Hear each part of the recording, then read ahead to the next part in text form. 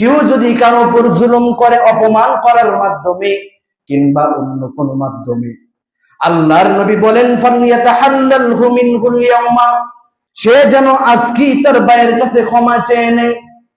ক্বাবলা আল্লা ইয়াকুনা দিনারুন ওয়ালা দিরহামুন, ওই দিন আসার আগে, যেদিন তার কাছে দিনার দিরহাম থাকবে না, টাকা পয়সা থাকবে না।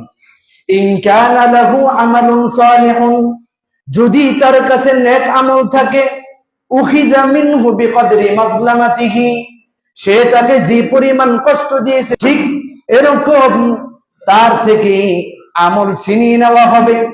ওয়া ইন লাম ইয়াকুন লাহু হাসানাতুন উখিযা মিন সাইয়্যাতি সাহিবিহি ফাহুমিলা আলাইহি, আর যদি তার কোনো নেক আমল না থাকে, বদকার, তাহলে যাকে কষ্ট দিয়েছে তার গুনাহগুলো তার উপর চাপিয়ে দেওয়া হবে।